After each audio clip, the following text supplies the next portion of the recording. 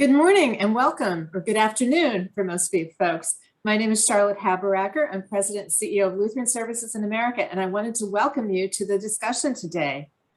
We have a very timely topic. Cyber attacks, are you at risk? And certainly it's a very timely topic for our members all around the country. This is part of our Strength and Service series that we have at Lutheran Services in America, which is really focused on examining and tackling some of the uncertainties in today's climate, all with the goal of helping move your organizations forward. Today, I'm delighted to introduce the folks at Johnson Kendall Johnson.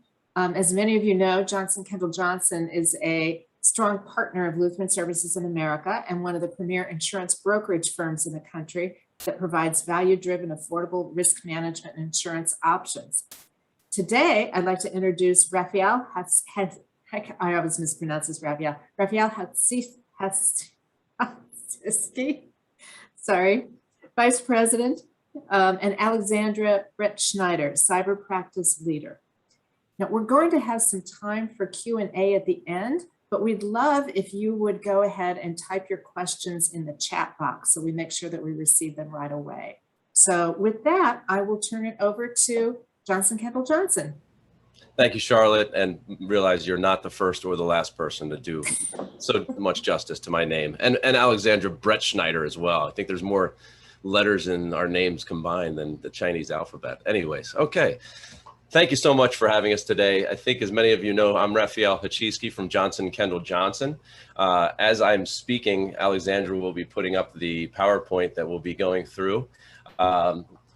We are an insurance brokerage, but we are not a generalist broker as what you'd probably think what many brokers are. Instead, we have chosen years and years ago to invest in strategic industry silos: construction, retail, real estate, healthcare.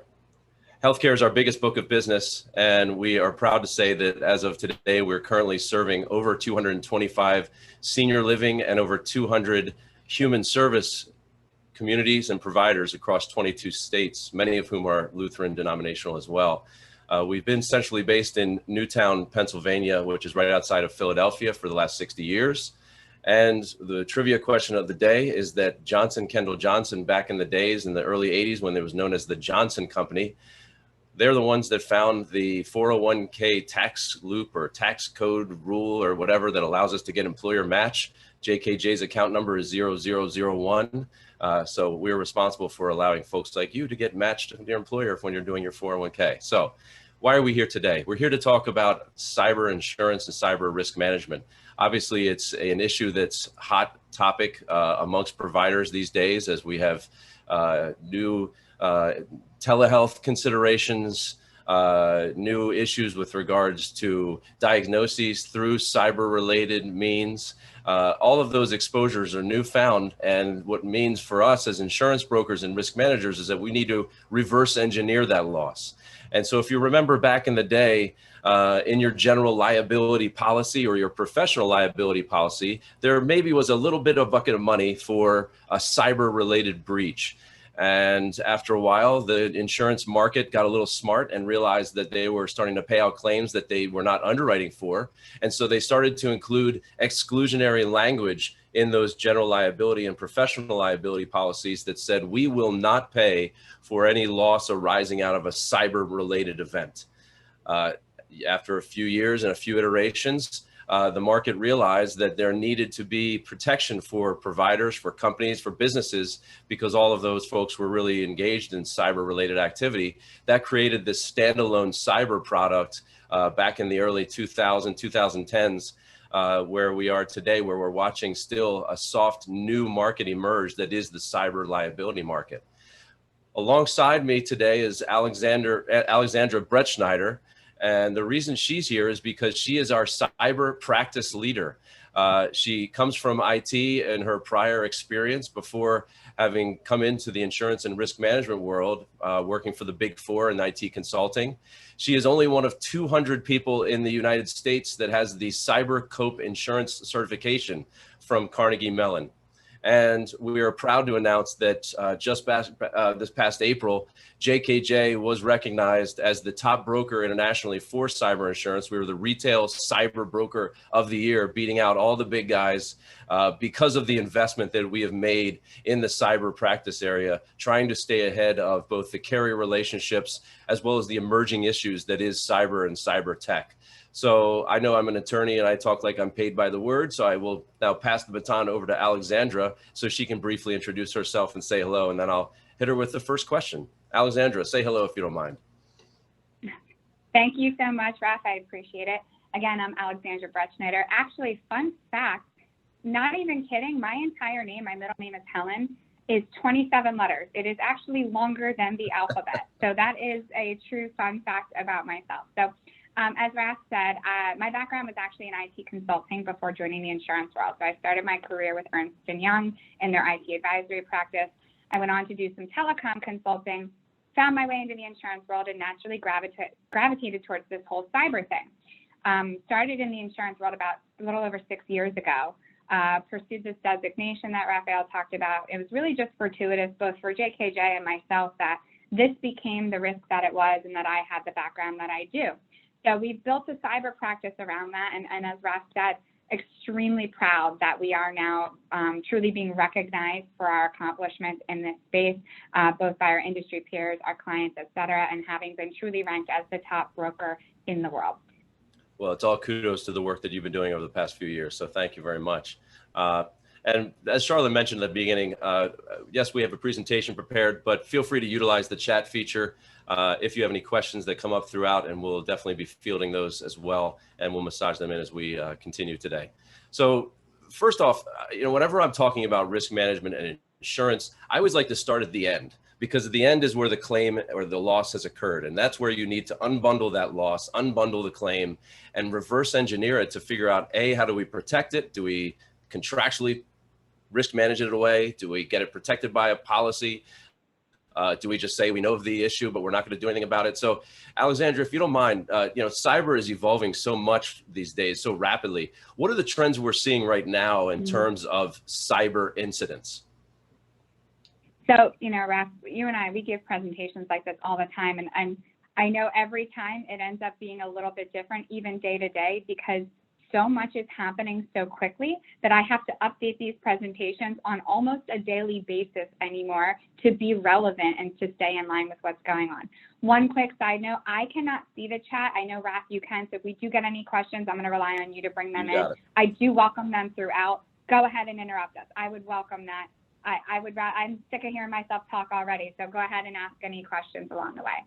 So to your point, right? What are we seeing? And I know, you do hear about some things in the news, but the things that come to mind when you think about what is a cyber incident, far and away, number one has been ransomware. This is one of those slides that has changed for me over the years. Ransomware was not number one a couple years ago. It was further down on this list. Now this is the hottest topic, so I've moved it up the priority list here.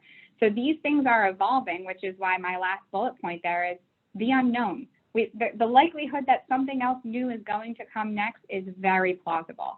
One that you may have heard of on this list but might not be fully familiar with what it means is the fourth one down, the denial of service attack. I know you've all heard of ransomware.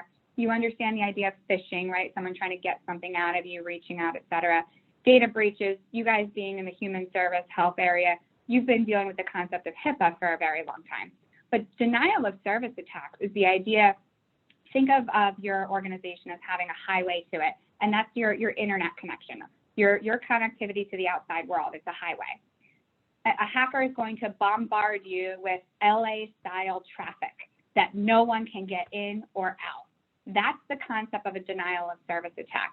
You typically are seeing that on organizations where, municipalities and things where they want to have a residual effect from that, like Colonial Pipeline could have been an example. They could have jammed up their system and then had a residual impact.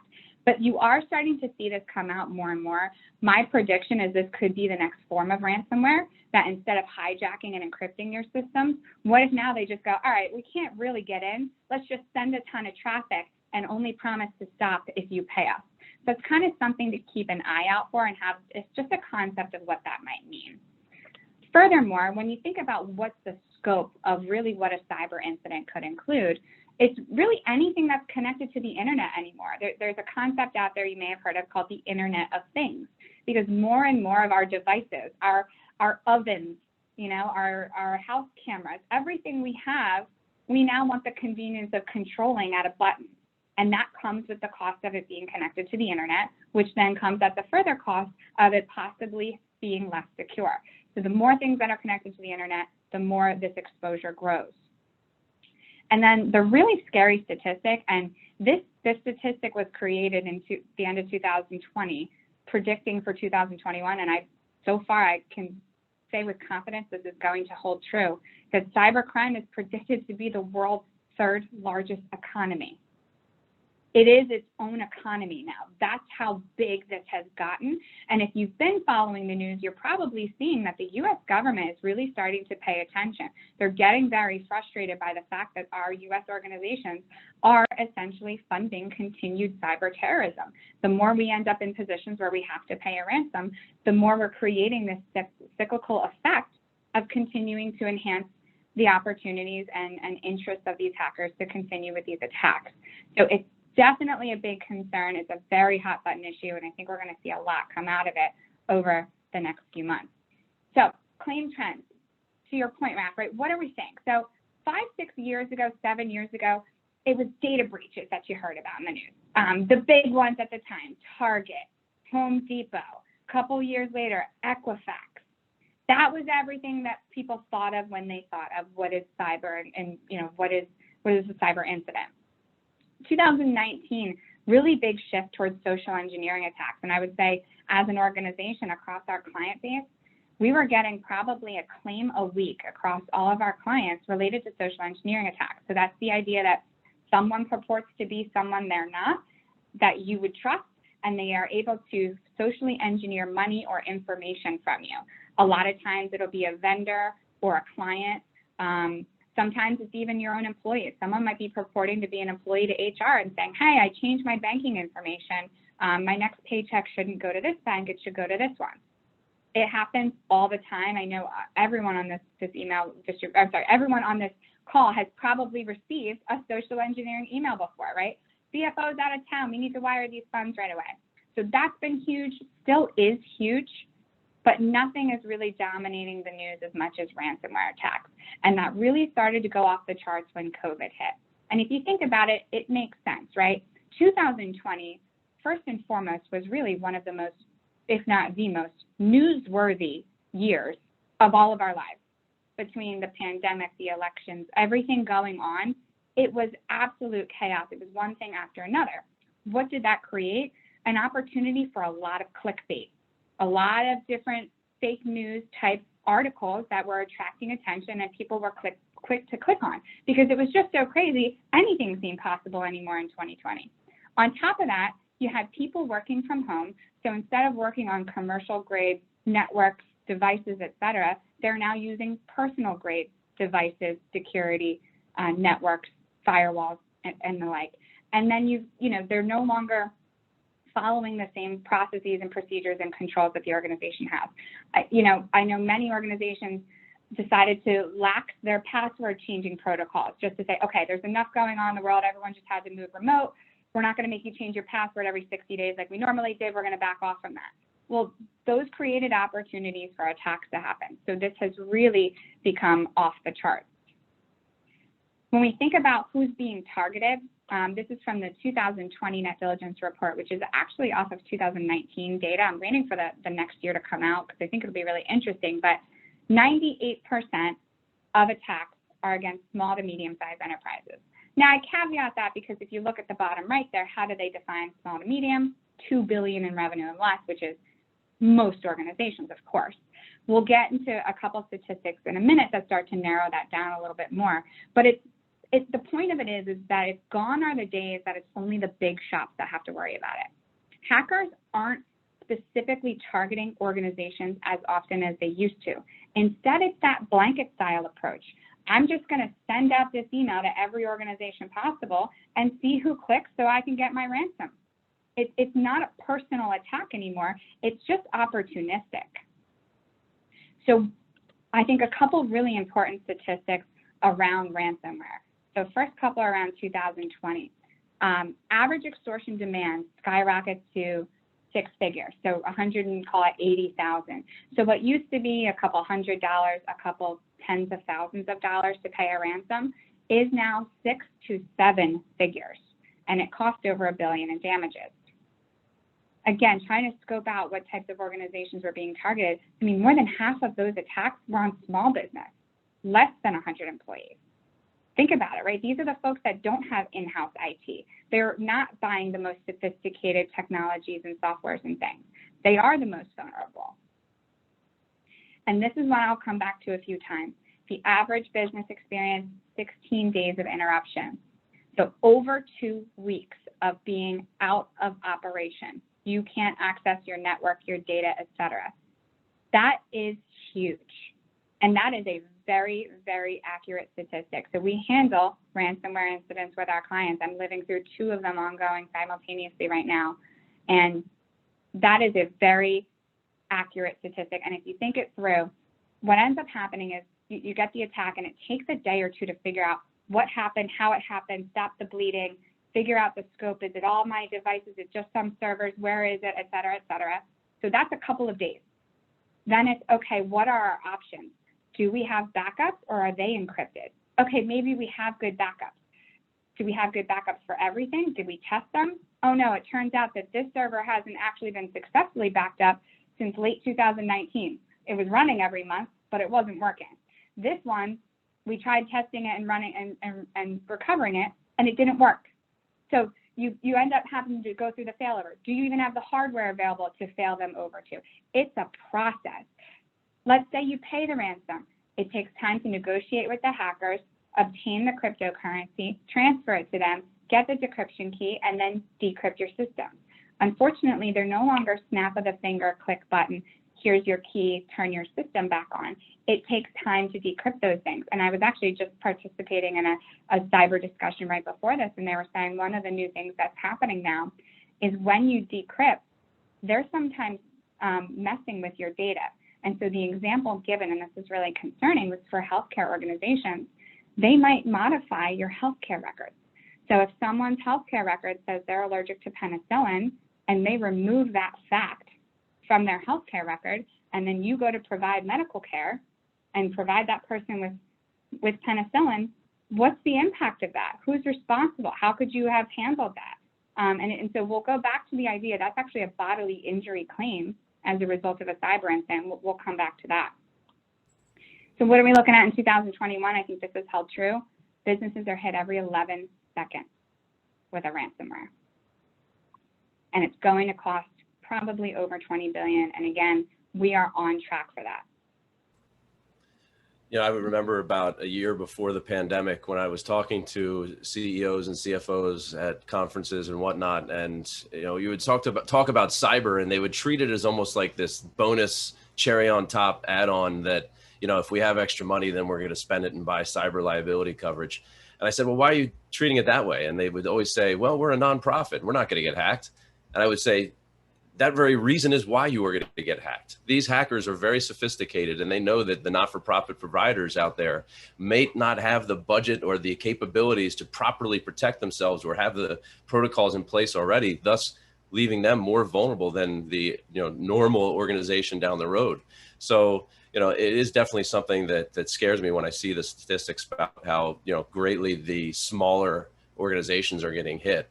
And then secondly, what you mentioned about the lost period of interruption, 16 days of average interruption loss from from doing business. I mean, I remember back in April 1st when CNA Insurance, the big giant behemoth in the insurance world, their servers went down. And us insurance brokers were still doing renewals. And 4/1 was a big renewal time. And we're all like twiddling our thumbs waiting for the policies to be issued, quotes to be sent. And the response from CNA was, our emails are down, we can't help you. just one day is enough. Think about 16 days, and then extrapolate that out to a healthcare or a human service organization. You know, the trauma that is caused by that is deafening. So definitely something to look forward to, and know, as we're talking about this stuff, that cyber liability insurance, cyber insurance, is set up to protect for situations like this. This is exactly why we want to make sure that we're identifying where all the bad can happen at the organization, so that we can work backwards and make sure that the cyber coverage that you're buying is not just some off-the-shelf policy that might have more exclusions, such as Alexandra mentioned, a bodily injury exclusion for some sort of loss relating out of a telehealth visit or something. So, you know, if you can do this, Alexandra, now that I'm talking about the CNA event, can you walk us through another couple sort of real-world examples over the last few months? Yeah. So I have a couple here, and some are going to be even more recent. So GMBC, that's the Greater Baltimore Medical Center. This was back in December, was crippled by a ransomware attack. So this impacted all of their systems during that period of time. They did have to shut down the hospital. They were able to keep patients there that were in already their care, but they had to shut down the emergency room. They had to shut down admittance of anyone new, cancel surgeries, etc. for, I think it was like 18 days or something.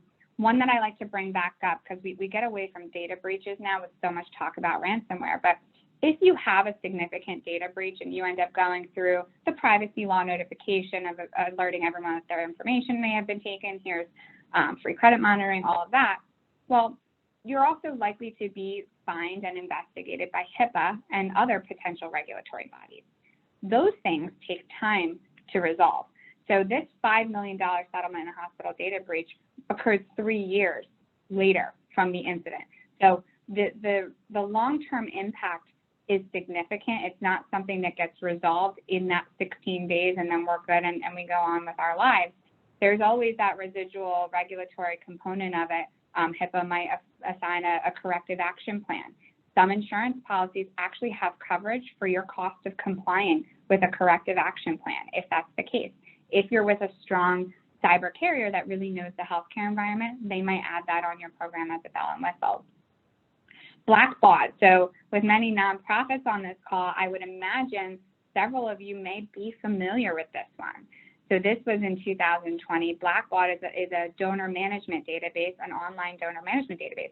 So if you were using them to manage your donors, there's the possibility you had some PII, private or personal identifiable information on there. So their phone numbers, their addresses, possibly even socials, banking account information in order to manage your development. I know Ethan's on the call here with development. I'm hoping you weren't using Blackbaud then, but if you were, you may have had to go through the process of validating what information do we have on there?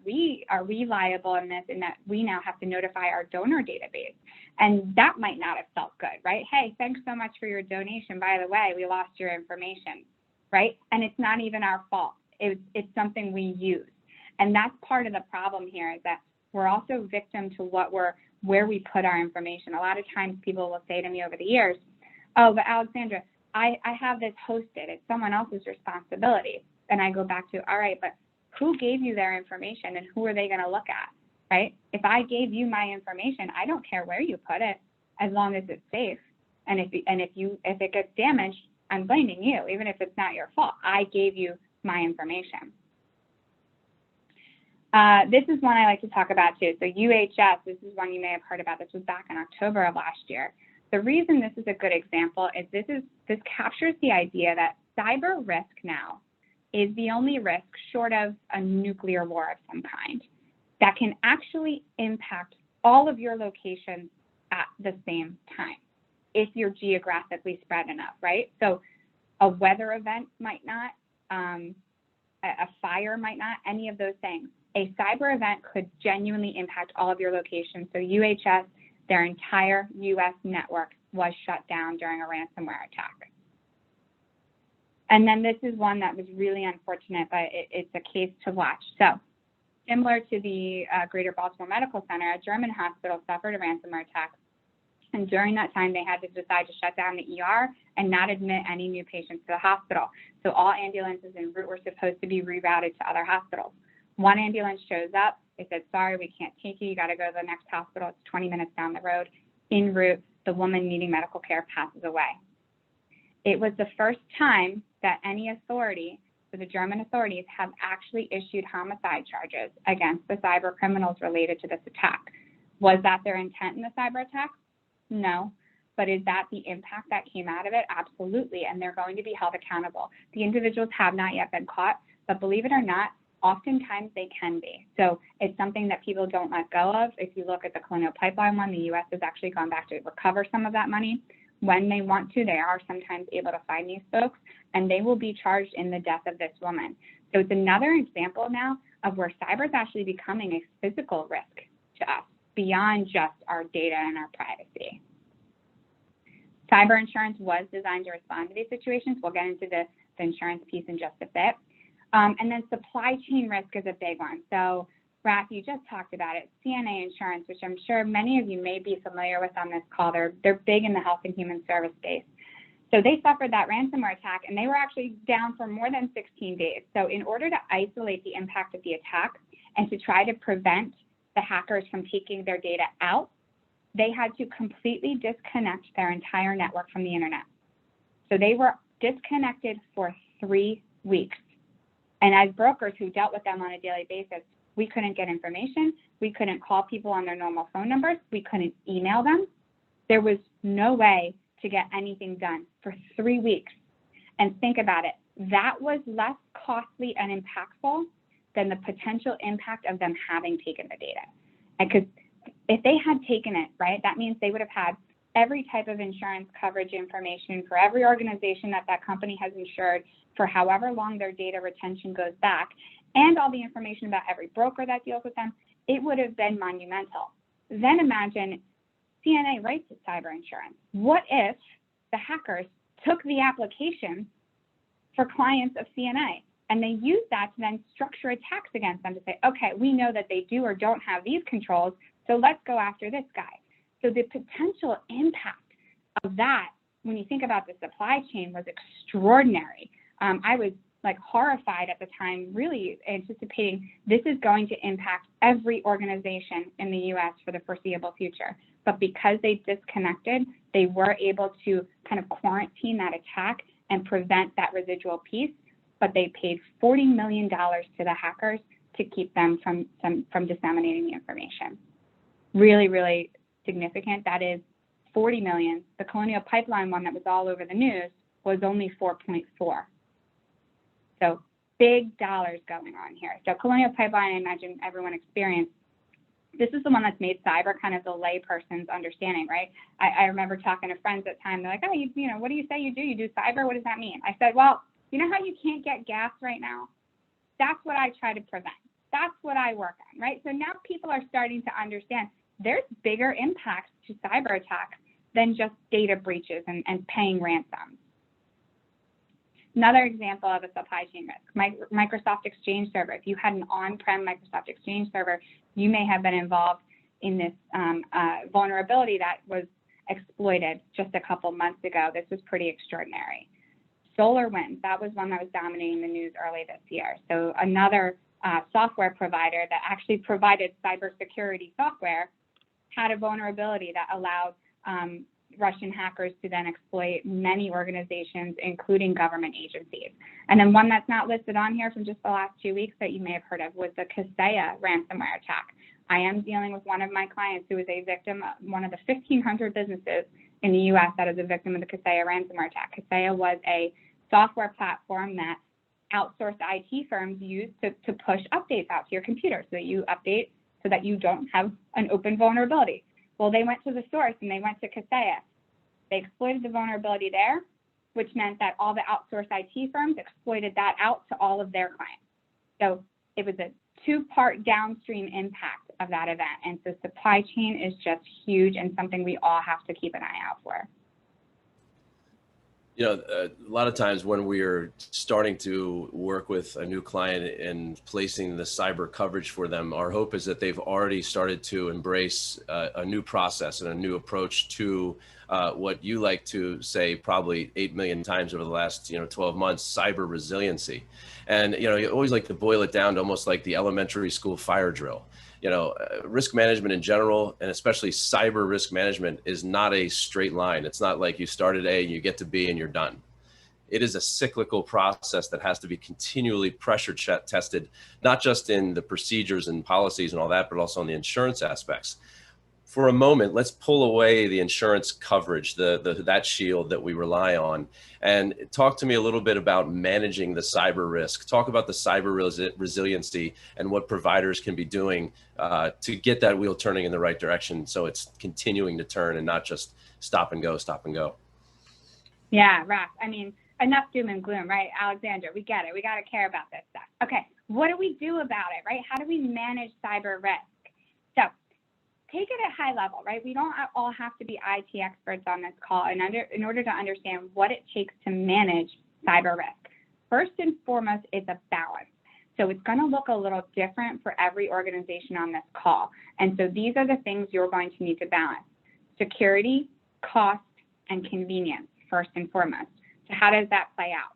The example I like to give is that the absolute most secure process might be for all of us to require for anyone to access our building or our network that they give us a blood sample, check their DNA, maybe a fingerprint scan, a retina scan, and a password. All of those things before they can ever get into our network. That'd be great. That would be pretty certain that this is the individual that they say they are. But that would be remarkably expensive and so inconvenient, time consuming, that it would be ineffective, right? It would be inefficient. So we don't do that. So where does that balance fall for you, right? Do we have multi-factor authentication, right? Is it a little bit more of a pain now that I got to get the text message, enter the code? Yes. But is that a lot more secure than just having my very hackable password that says spring 2021? Yes, right? So we start to figure out what's that balance of cost, security, and convenience. The next balance that people often forget about, when they think about cyber, everyone goes to technology. Cyber risk and cyber risk management is not just a technology problem. And I hope that it's not just IT people on this call, because it can no longer just sit with the IT folks and be their fault, their problem. Really good example of people, process, technology being important is the Target breach, right? So everyone remembers that one. It was really big in the news. A lot of people may recall that it actually, the way that the hackers got in, it was another supply chain attack, if you think about it, was through their HVAC vendor. There's actually an HVAC vendor in Western Pennsylvania here. So the hackers went into the vendor. The vendor had access to Target's network, and that's how they were able to get through. The vendor certainly was much smaller than Target, didn't have the same security, et cetera. The story that does not get told often enough is that Target, having very sophisticated IT, has an intrusion detection system in place. They have this technology that says, hey, someone's in here that shouldn't be, or someone's trying to get in. So their technology piece of the puzzle worked. It identified someone was in that should not be. They failed on the people and the process side. No one reviewed the alert. No one acted on the alert. So cyber is not just a technology problem. We have to have processes and procedures in place. And when you talk about people, right, it's usually all these attacks typically are happening because somebody clicked on something. Somebody sent something to someone they shouldn't have, right? So thinking about the people component is one that often gets missed. And I'll come back to that in a few minutes to talk about where I think you should spend your time and energy in managing it. And one of them is really on employee training, making sure our people know data security is important. And then, Raph, exactly as you mentioned, right, what's our goal here? I am the bearer of bad news, and that I can't say to you that there's some way out there or assessment or anything you can do that will officially say with absolute certainty, I did it, I'm cyber secure, here's my stamp, I can go to bed tonight sleeping comfortably knowing nothing can happen. There is no such thing as reaching a state of cyber secure. There is, however, the idea of cyber resilience. All day, every day, the firewalls on your organizations are already trying to keep out as much bad stuff as possible, but little things are going to get through. So how do we detect it? How do we handle it and respond to it? And then most importantly, of that resiliency cycle that Raph mentioned, how do we recover? It's okay that things are going to happen. but what is our plan and our ability to recover and resume operating if and when it does? And then be cognizant of the reasonableness standard. So I started off by saying, this is going to look a little bit different for every organization based off your size, your scope, the types of services you provide. But think about if you were held up in the court and someone looked at you and said, well, what would I have expected of your sister organization, your direct competitor to have done? Would I have expected that they've ever done a vulnerability assessment or a penetration test? Would I have expected if I gave you my information that you've ever done employee training, that you require multiple levels of authentication to your network or just one password, right?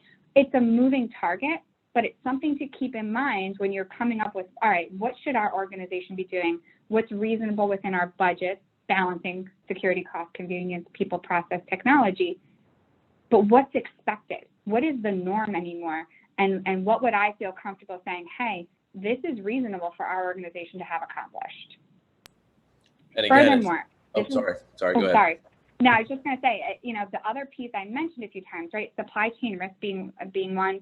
How do we manage that? What does that look like? So this comes down to our vendors. Oops, my light went off there. Sorry, it's a sensor light. So this comes down to our vendors. How about knowing what vendors we have and what systems they have access to? Probably would have been very helpful for Target to keep an eye on the fact that their HVAC vendor had a direct conduit to their network. But that was probably not being monitored closely enough, especially from that people process perspective. But what do we have? And this can be both IT and non-IT vendors. And then how do we control that access? And then you need some good in-house processes and looking at those contracts. Okay, if something happens, who's responsible? Are they agreeing to indemnify us and make us better if something goes wrong on their end? Or does it still get pushed back onto us? Are we requiring that our vendors carry cyber insurance just so that they do have coverage for us if something goes wrong? Those are things we need to start looking at from a supply chain perspective. A couple of things that come out of that. As I mentioned before, this is a process that should be undertaken often and not just a check the box once a year kind of thing. Always should be pressure testing the cyber resiliency of the organization. And it's funny, you'll find that the problem children are the folks that are highest ranking because they're the busiest or they're the ones who are doing 18 million things at once. It's really funny how the executives are the ones who are always the bad actors when we do mock fire drills. And then to the point about contractual risk transfer, especially in the not-for-profit world, what we find a lot of times is that for some reason or another, contracts and agreements just are not as buttoned up as they should be with vendors. And a certificate of insurance is worth about as much as the piece of paper that it's written on, and that's about it. You need to dive into that relationship with your vendors to, yes, identify that they're having the coverage that you need, but also that you're named as an additional named insured or an additional insured, that the limits they have are proper, that the policy they have doesn't have the exclusionary language that you're looking for that protection. So really, it's not just to check the box, look at the piece of paper and move on. It's diving in on those relationships with those vendors and making sure that you're not giving away the farm and holding them harmless when they're coming onto your campus and doing work for you. So we would be remiss here if we did not talk about insurance for a moment. We are insurance brokers. So Alexandra, if you can, just talk to us about how cyber insurance can protect from these incidents that you're going through. What does it cover? We've heard first party, which is a property thing, versus third party, which is liability. What sort of things should organizations be looking for when looking at their cyber insurance? Yeah, so this is where I'm such a nerd because I love cyber insurance. And one of the main reasons that I really enjoy cyber is that, when you think of insurance by definition is a financial risk transfer, right? I'm going to pay money so that someone else takes on more of my risk. But cyber insurance is cool to me as a nerd because it's really the Ghostbusters of the cyber world. Who you gonna call? Ghostbusters? No, you're gonna call your cyber insurance carrier if something goes wrong. So it comes with a boatload of services. First and foremost, when you think of cyber, and this is the area that gets triggered the most, it's incident response. What happened? How do we stop the bleeding? How do we recover? How do we fix it? So that's going to come in the form of, first and foremost, legal. So you're going to be assigned what's called a privacy breach coach. So it's a fancy name for a privacy attorney, but they will actually quarterback the process of managing a cyber incident on your behalf. So they're going to bring to the table an IT forensics firm. The IT forensics will work in tandem with your IT department to immediately start to triage and assess the incident, try to stop the bleeding, and then figure out what's the scope and the breadth of it. All of that's going to be helpful in the determination of whether or not you're actually in violation or need to be subject to a privacy law, meaning you might need to go through the whole notification requirements. Not every ransomware attack results in the need to actually notify. Historically, prior to 2012, most of them did not. If you had a ransomware attack, you paid the ransom, you got the key, you recovered, and you went on with your life. They've gotten smarter now, so they'll actually steal your data in order to make sure that you have to pay the ransom. And if they take anything out, you are therefore now required to notify. Even if they don't use it, you are now required by law to go through the notification. When you're in a serious cyber incident, I use news clippings in there for a reason. There's a PR component to that. There's communication both internally, right? Like, how am I going to actually communicate with my employees while my network's down? How do we tell them what's going on and how to respond and what they can and cannot do at this time? But how about publicly? And, being a health and human service provider, that's really important. What messaging are we putting out there to let people know we're going through this and how we're handling it? You need experienced PR related to that. So all of that gets coordinated. All of that is incident response by your cyber insurance carrier. So it is something that is, I think people are hesitant at first in a cyber incident to call because no one loves using insurance. But if your building's on fire, you call 911 first, right? You get your fire truck there. So you call your IT, you get them involved. But who else do you call in order to get compensated, to get indemnified back to where you were? You have to call your insurance carrier, and they're the ones that are going to guide you through it. I mentioned a few times, this gets heavily regulatory. You've got privacy laws in all 50 states. Perhaps one day soon we're going to actually see a federal law. You have biometric data laws now. You've got HIPAA. PCI is payment card industry, so if you're processing credit card transactions. GDPR is out of the European Union. That's a privacy law that governs all of the EU. CCPA, California Consumer Protection Privacy Act. So that we're getting into more specific laws beyond just general privacy law. Now there's much more that's evolving, and they're coming up every day. If you're assigned a fine or penalty, assessed a fine or penalty out of these cyber incidents, it's actually insurable. As long as it's not dictated as not insurable, your cyber insurance will cover that. And then the big one we also think about, the coverage for the ransom demand itself. Paying the ransom is covered by your insurance program. That's one of the reasons why people often say, why do people always pay ransom? Well, it's a couple of reasons. Either one, they truly have no other choice. I didn't have good backup. I would have to completely rebuild otherwise. Or it's because it's easier, right? Like, yes, I can rebuild. Yes, I can do it, but it's actually going to take me 6 weeks to completely put my system back together. And if I pay them, I could have it back in 4 days, which is going to be more costly to my organization. So maybe sometimes it's actually the lesser of two evils is actually to pay for your organization. And so if it's covered, it's a little bit easier of a decision when it's not coming out of your pocket. And social engineering attacks. If you have someone in finance and they are gullible and they get duped into paying somebody that the CFO said to them they had to pay right away, that's covered by your insurance. And then a big piece that I think people forget about, during that downtime, right, that 16 days on average that we talked about, if you suffer a revenue impact, you can't provide care, and so therefore you can't bill for those hours and you can't generate the revenue you would have otherwise, there is coverage for that revenue impact to your organization. That's huge. That can be make or break depending how long your organization is down. And then this is a piece where not all cyber policies are created equal. Those first 4 pieces are generally consistent across most cyber programs, but there's another enhancement called reputational harm most often. And that's the idea that, okay, we were down for those 16 days, call it. We're now back up. But now people aren't sending their family members for care at my organization because our attack hit the news. We took a black eye in the press. people are kind of concerned, like, oh, I don't know if I can trust them with my health, my care, because they weren't able to provide care for 3 weeks while they were down. If you suffer residual income loss as a result of a cyber attack, once you're back up, there is coverage for that available in the insurance market. So making sure that you're able, this all comes back to that resilience, right? Having a really comprehensive cyber insurance program is part of your resilience and your ability to sustain and recover from an attack. Sticking with the insurance piece for just a minute, just where some things get very different. Cyber is a newer coverage relative to other lines of insurance. It's kind of the wild, wild west. Questions you should be asking yourself: do I have adequate limits?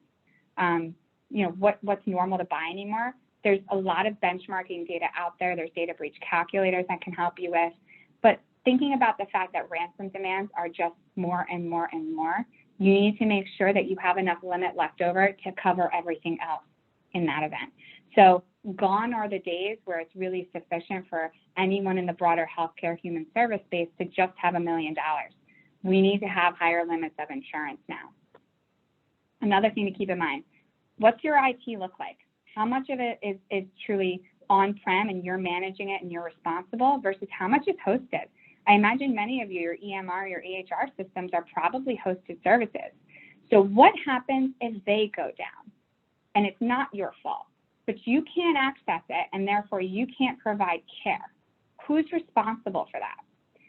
Cyber insurance carriers have started to distinguish between your own business interruption versus dependent business interruption.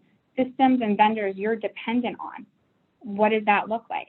If they distinguish it in the policy, they might give you lesser limits. And so oftentimes when I'm looking at coverage assessments for new organizations that we're looking to work with, and I'll say, hey, how much of your IT is hosted and on-prem? Oh, it's all hosted. We have everything in the cloud. I'll say, okay, so you said you're buying a $3 million cyber policy, but they're only giving you $1 million of dependent business interruption. So really, you're only buying $1 million of coverage there. You think you're buying 3 because that's what the policy says at the top, but you're only getting 1. So they get sneaky now, and it's because the perspective of the insurance company is, well, I didn't underwrite that risk. I don't know what that company is doing. I don't know what their controls are, so I don't want to cover it. But it still impacts you. So it's still really important to have that coverage there. Reputational harm we talked about. Not all the programs have that. And then as Raf had mentioned, bodily injury. So we think about women at the German hospital, or the example where they change the medical records and somebody gets penicillin that they shouldn't. There's the possibility that those types of events are excluded on your professional liability. So your med mal type coverage. So if cyber related events are excluded there, but someone gets hurt as a result of a cyber attack, where is it covered?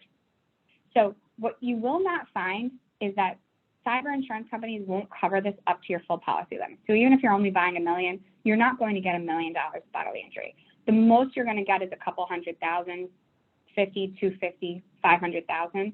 But because of that gray area in the insurance world, I make sure all of our healthcare clients have this coverage on their program. I want it to be there, no questions asked, that if something goes wrong and someone gets hurt, we have coverage somewhere.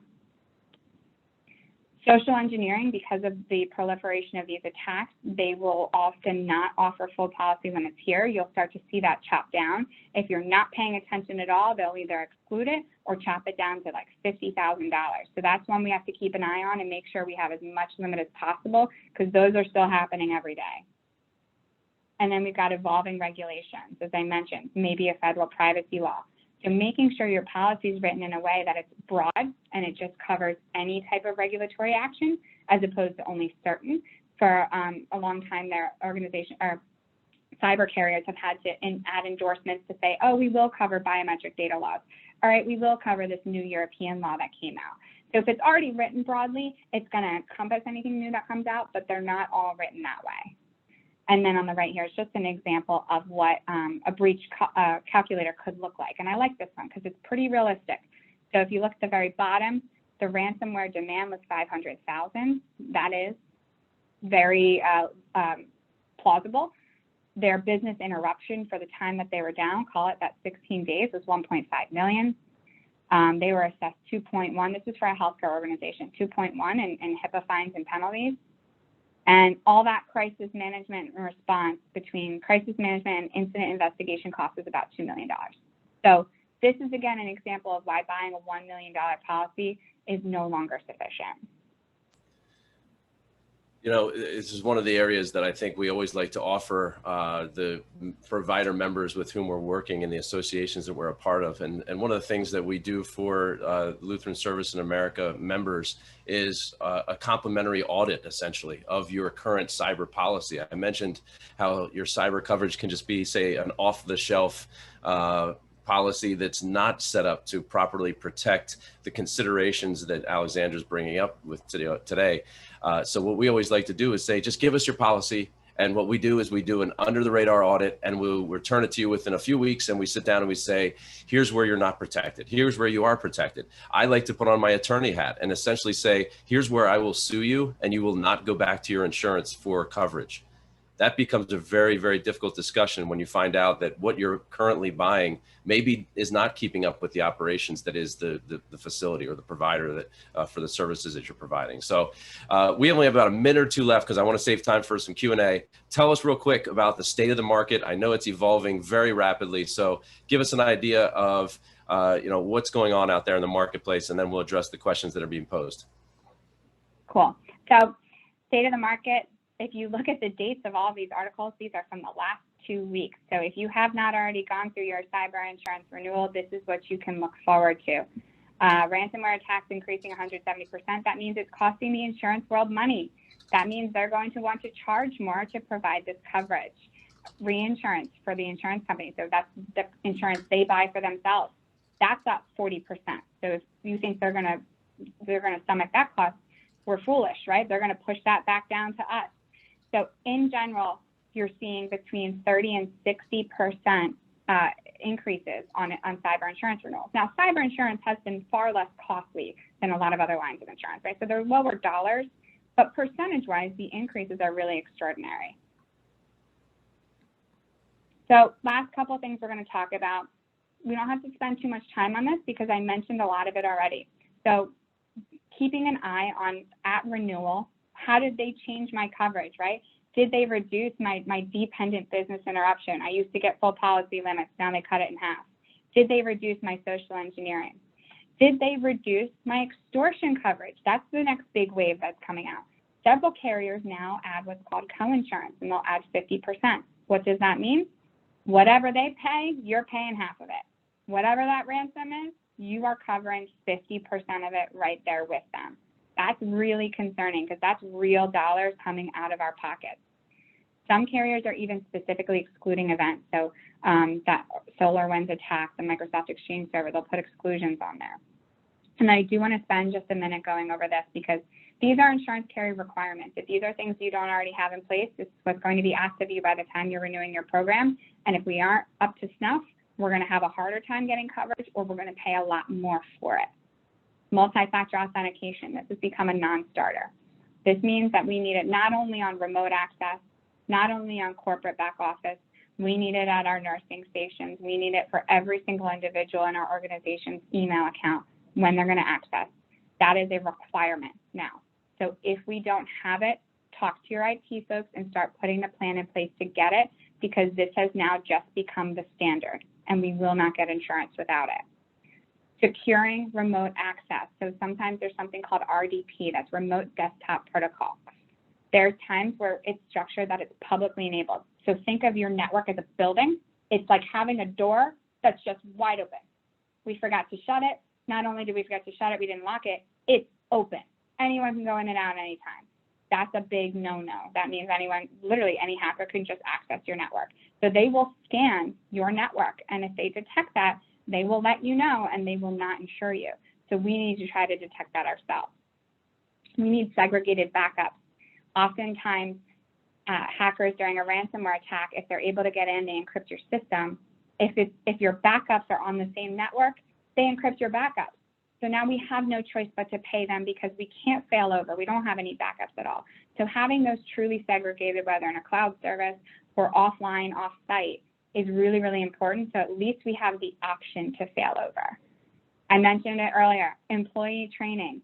Employees are the gatekeepers to our organization. We need to spend time reminding them of this, have them go through a training exercise at least once a year.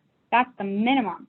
We forget, right? No one gets trained one time on something and we become the expert. It has to be repeated. So starting to ingrain cybersecurity into the culture of your organization is really important.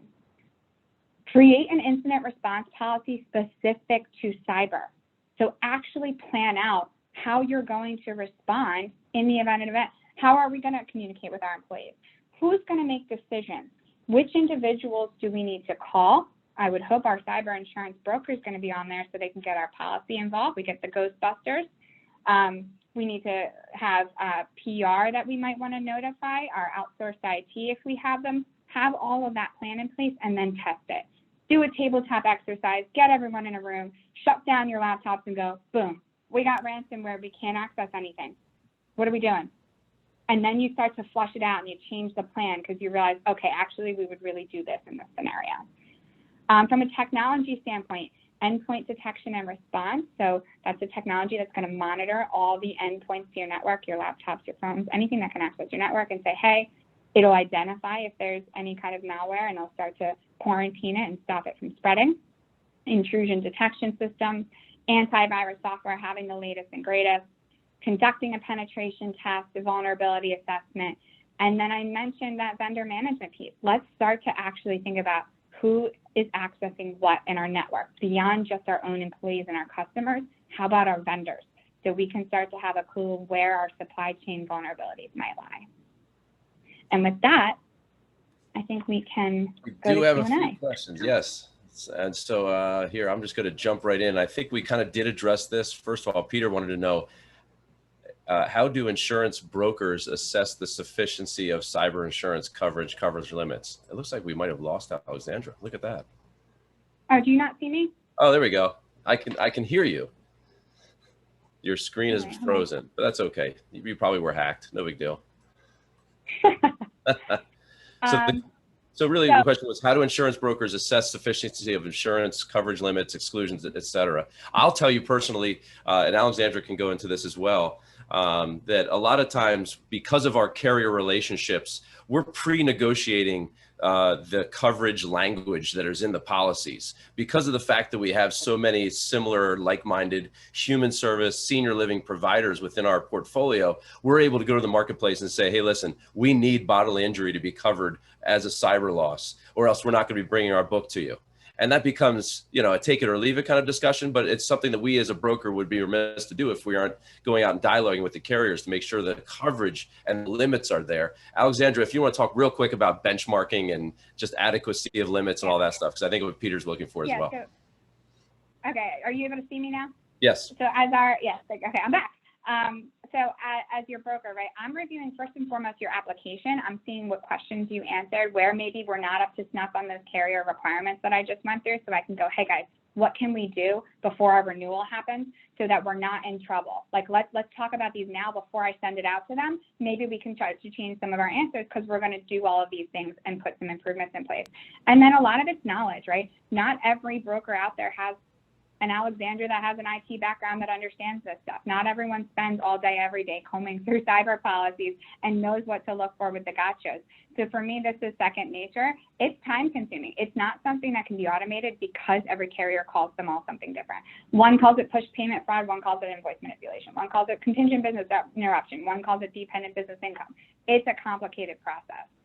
You know, we got one more. I can't see the rest of the chat. Yeah. No worries. We got one more question that was sent directly to me, and it was a good one. And it really is a good final question answer. Why would the hackers modify random healthcare info that's typically found in the EHR and EMR? It's not a simple thing to do. So what's their intent? So generally speaking, they're not going to do that, right? So there's an ethical code among hackers. I say ethical, right? They're hackers. They're obviously criminals. The idea traditionally is that they will give you your keys back to your house, give you your data back, because they want the reputation that if you pay them, you get your stuff back so that others will continue to pay. They want that positive reputation. So in the incidents where they've changed something tells me something went wrong. They got pissed off because the company tried too hard to negotiate. tried not to negotiate at all and tried to fail over, and then at the last second realized they couldn't. We're like, oh wait, we will pay you, right? So they're kind of giving, I think, a little bit of a slap on the wrist to be like, do not mess with us either, right? So that's where you kind of see the maleficent side of these hackers, where they're going, all right, we're also not just going to bend over. You need to actually work with us. You're going to need to continue to pay. And the concern is we're going to see this more because of people getting better at not paying. Right now, we're starting to have more options, and we're trying not to negotiate with hackers. Well, now they're going to come stronger, and they're going to find new ways to attack and new ways to threaten to force us to pay. That's why we're seeing that. Good stuff. Good stuff. I did put our information, our email contact in the chat room. If anyone wants to take us up on the offer to take a look at your cyber policy, we'd be happy to do that pro bono. Charlotte, Chris, Ethan, we're going to pass it back to you, and thank you so much for allowing us to be a part of this today.